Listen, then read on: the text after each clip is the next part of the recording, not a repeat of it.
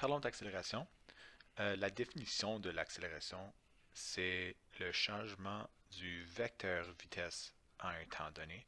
Puis j'imagine que tout le monde a déjà un peu entendu du mot accélération, puis ont un sens de qu'est-ce que ça veut dire. Alors, le changement de la vitesse, c'est assez simple comme exemple. Mais je vais quand même donner un exemple. Prenons une voiture qui est assise à une lumière rouge. Sa vitesse est donc 0, disons, km par heure. Et là, une fois que la lumière change à vert, tu vas commencer à accélérer, donc l'accélération, et ta vitesse va augmenter, disons, jusqu'à 60 km à l'heure. Alors, tout le monde est très conscient d'une accélération qui est un changement de vitesse. L'accélération peut causer la vitesse soit à augmenter ou diminuer, et aussi l'accélération est une mesure vectorielle. Puisque c'est un vecteur, on doit avoir une direction. Puis la direction, dans ce cas ici, est dénotée par soit positif ou négatif. Et comme on vient de dire, l'accélération peut faire que la vitesse augmente. Et c'est ça le positif. C'est une vitesse qui augmente. Et quand on a une accélération négative, ça c'est lorsque la vitesse diminue. Alors une décélération. Une augmentation de vitesse donnera une accélération positive, tandis qu'une diminution de vitesse donnera une accélération négative. Les unités de mesure sont les mètres par seconde au carré, ou parfois on va voir mètres par seconde par seconde. Ça veut dire que si tu as une vitesse qui change en mètres par seconde à chaque seconde.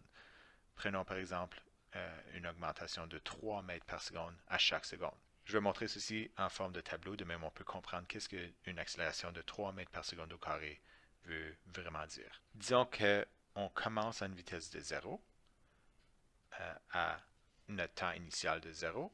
Ça veut dire qu'après une seconde, pour une accélération de 3 mètres par seconde au carré, ou si on veut 3 mètres par seconde à chaque seconde, ça veut dire que la vitesse a augmenté de 3 mètres par seconde pendant cette seconde-ci. Alors sa vitesse est maintenant à 3 mètres par seconde. Et si on attend une autre seconde, rendu à 2 secondes, sa vitesse va aussi avoir augmenté d'un autre 3 mètres par seconde. 6 mètres par seconde. Et c'est la même chose pour la troisième seconde où on augmenterait une autre fois par 3 mètres par seconde. La formule d'accélération est donc un changement de vitesse par intervalle de temps. Parfois, on va voir vitesse finale moins vitesse initiale sur le temps. Faisons quelques exemples au sujet de l'accélération. Une automobile initialement arrêtée à un feu rouge accélère jusqu'à 35 mètres par seconde en 5,5 secondes. Toujours une bonne idée de faire une liste de qu'est-ce qu'on connaît et qu'est-ce qu'on cherche. Alors la première chose qu'on remarque, c'est l'automobile qui était initialement arrêtée.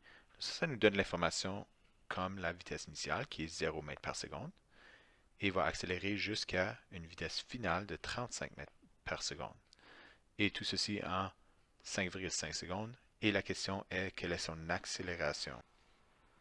Nous allons donc mettre la formule A est égal VF moins VI sur delta T, l'intervalle de temps, et substituer les valeurs à la bonne place. La vitesse finale de 35, la vitesse initiale de 0 et le temps de 5,5 secondes. On fait le calcul et ça nous donne 6,36 mètres par seconde au carré. Et puisque c'est une valeur positive, ça veut dire qu'il est en train d'accélérer. Ça veut dire que la vitesse est en train d'augmenter. Et ça, c'est pas vraiment une surprise. On a vu que la vitesse a augmenté de 0 jusqu'à 35. Un deuxième exemple. Une automobile roule à une vitesse de 30 mètres par seconde et applique les freins pendant 2 secondes. Applique les freins, ça veut dire qu'il va décélérer. On devrait avoir une accélération négative et c'est ce qu'on voit dans le problème. Faisons encore une liste des valeurs qu'on connaît et celles qu'on cherche. La vitesse initiale de 30 mètres par seconde pendant une durée de 2 secondes et l'accélération de négatif 2,2 mètres par seconde au carré. Très important de mettre le négatif pour indiquer que c'est une décélération. Et on cherche sa vitesse finale. Le problème avec la formule qu'on a ici, c'est que la vitesse finale n'est pas isolée. On a un A égal. La première chose qu'on va faire, c'est qu'on va multiplier chaque côté par notre intervalle de temps. Ce qu'il va faire, c'est que ça va annuler le côté droit. Et deuxième chose qu'on veut faire, c'est isoler le VF. Donc, on va additionner notre VI de chaque côté, qui nous donne un VF qui est égal à A fois l'intervalle de temps plus la vitesse initiale. On substitue par les valeurs connues. Alors encore une fois, je réitère l'importance d'avoir le négatif 2,2 fois les 2 secondes et plus 30.